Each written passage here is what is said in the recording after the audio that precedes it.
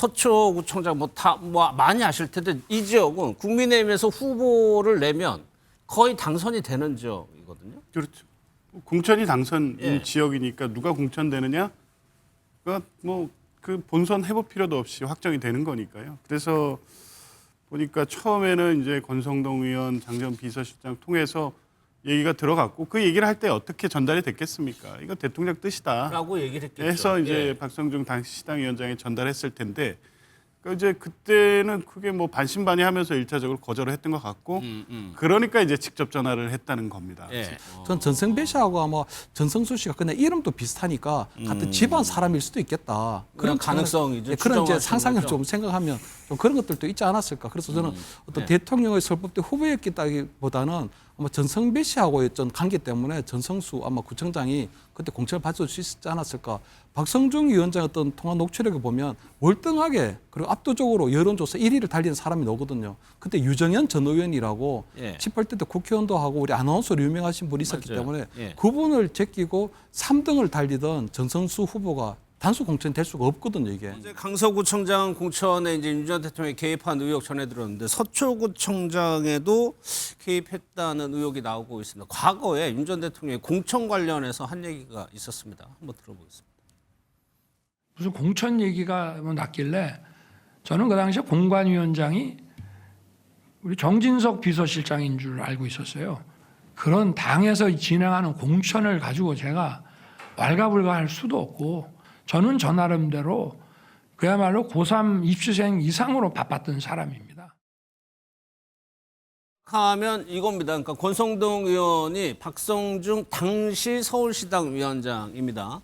전성수 후보를 구청장에 공천을 요청했는데 거절했고요. 장제원 의원 여기인데 거절했어요. 그러니까 윤 전 대통령 당선인 시절에 2번 연락을 해서 공천을 요청을 해서 결과적으로 단수 공천을 받았다는 겁니다. 서초구청장 뭐 많이 아실 텐데 이 지역은 국민의힘에서 후보를 내면 거의 당선이 되는 지역이거든요. 그렇죠.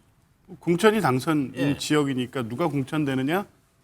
그러니까 뭐 그 본선 해볼 필요도 없이 확정이 되는 거니까요. 그래서 보니까 처음에는 이제 권성동 의원, 장전 비서실장 통해서 얘기가 들어갔고 그 얘기를 할 때 어떻게 전달이 됐겠습니까? 이거 대통령 뜻이다. 라고 얘기를 했겠죠. 해서 이제 예. 박성중 당시 시당위원장에 전달했을 텐데 그 이제 그때는 그게 뭐 반신반의하면서 일차적으로 거절을 했던 것 같고 그러니까 이제 직접 전화를 했다는 겁니다. 예. 직접 전화를 해서 요구하니까 그대로 공천이 됐죠. 예. 서울대 후배고 뭐 보니까 이 윤석열 전 대통령이 구속 취소돼서 나올 때 보니까 그 현장에도 있었던 걸로 알려져 있습니다. 그럼 예. 보면 뭐 특별한 관계가 있었던 것 같습니다. 그러니까 이제 그 관계를 이용해서 공천에 관여했고 낙점을 받은 건데 당시에 특히 2022년 지방선거하고 보궐선거 그 뒤에 뭐 강서구청장 보궐선거 그 뒤에 어디까지인지는 모르겠습니다만 공천에 상당히 개입한 건 분명한 사실로 다 확인되고 있는 겁니다. 그 개입 방식은 당시 명태균 2022년 5월 달에 보궐선거 앞두고 명태균 씨와 윤석열 대통령 간 통화 녹취록에 다 나와 있지 않습니까? 예. 그냥 해줘라 하는 겁니다. 해줘라라고 공천관리위원장한테 전달을 하는 겁니다. 그때 윤상현 위원장인 거 알고 있지 않았습니까? 근데 지금 모른다고 거짓말하는 겁니다. 예. 몰랐을 리가요. 다 요청을 하는 사람을 통해서 누구한테 어떻게 얘기하면 된다는 사전 작업을 거친 후에 안 됐을 경우에 이제 직접 본인이 이런 식으로 전화를 해서 관철했던 것으로 보이는데요. 예. 당까지 이런 식으로 관여하고 선거까지 관여했다는 것은 거의 이제 확정적 사실로. 이제 남은 문제는 도대체 당무 내지 공천이나 선거 업무에 어디까지 얼만큼 관여했는지 더 나온 문제가 어디까지인지 그게 궁금할 정도이지 공관위원장을 나는 그 당시 누구인지 몰랐다 이런 말 뭐 거짓말인 거 이제 다 확인되고 있는 거 아니겠습니까? 예. 그래서 두 사람의 공통점이 뭐냐? 현재까지는 이제 서울법대 선후배 사이라는 정도만 나오는데 글쎄요. 시당위원장에게 공천을 요구하는 것이 구청장 같은 경우에는 시당위원장의 권한이 실제로 있나요? 진짜 그러니까 국민의힘과 민주당이 좀 다를 수는 있습니다만 지금 이준석 당시 대표가 이야기하는 것에 따르면은 구청장 공천 정도는 시당위원장 결재를 받아야 된다. 아, 그러니까 결재가 시당위원장이 있어야 된다. 뭔가 이거에 대해서 압도적인 힘을 행사할 수는 없다 하더라도 최종 결재권자가 시당위원장이라는 거죠. 사실 이 그 총선 때랑 다르게 지방선거 때는 이 시당위원장들의 힘이 막강하거든요. 특히나 이 기초 광역에 있어서 영향력을 행사할 수 있고 물론 광역자치단체장은 전혀 별개입니다. 이건 중앙당에서 국민의힘도 그럴 거고 저희 당도 마찬가지로 중앙당에서 행사하는 거기 때문에 거기에는 공천에 전혀 관여할 수 없습니다만 그 아래부터 기초단체장부터 구청장 그쵸, 정도? 구청장, 광역의원, 기초의원에 대해서는 서울시당위원장이면 상당한 영향력을 행사할 수 있죠. 그렇기 때문에 본인에 대한 압박이 당연히 있었을 것이고 본인은 자꾸 인수위원 때문에 바빠서 안 했다고 말을 하고 있습니다만 예. 당시 이준석 대표가 그렇게 이미 증언을 하고 있기 때문에 박성중 의원에 대한 전방위적인 압박이나 이런 것들을 통해서 결국 뒤바뀐 거라고 볼 수밖에 없는 상황이다라고 좀 그렇게 예. 이준우 대표 실제로 국민의힘에서 시당위원장 요 설명 맞습니까? 아니 조금 다릅니다. 예. 이게 국민의힘에서 아주 절대적으로 유리한 지역이 있지 않습니까? 강남구청장, 서초구청장 그렇죠. 이런 두 곳은요. 이런 곳들은 중앙당에서 상당히 결정을 많이 합니다. 왜냐하면 공천 받는 거 이꼴은 이제 곧 당선이기 때문에 시당위원장보다 더 이제 위에서 결정을 하는 경우가 많이 있고요. 시대위원장 대신에 절대 반대하지 않는다. 이게 있어야 돼요.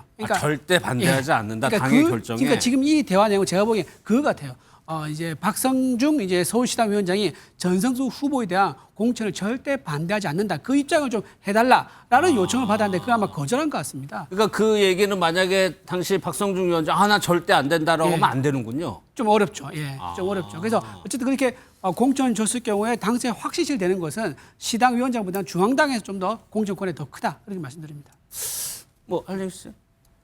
저는 보니까 지금 보면 박성중 위원장이 서울시당 위원장 같은 경우에는 지방의 우리 그 광역단체장은 아까 얘기하신 것처럼 중앙당에서 공천 권한을 행사하고요. 보통 우리 기초단체장이나 지방의원은 서울시당 위원장이 임명하는 공천관리위원회가 구성이 되거든요. 그렇기 때문에 실질적으로 아마 서초구의 단체장 경우에는 아마 시당위원장이 임명한 공천관리위원장이 나름대로 아마 본인의 의견 정도로 전달할 수 있을 걸로 보이거든요. 다만 박성중 위원장이 보면 아마 권성동이나 그때 장조원이 굉장히 우리 정권의 실세였는데 예. 실세 전화에 2번 전화 받고도 거절을 했는데 예. 아마 윤석열 전 대통령이 직접 아마 2번 전화 오게 되면 아마 그 거절하기에는 굉장히 힘들었을 걸로 보이거든요.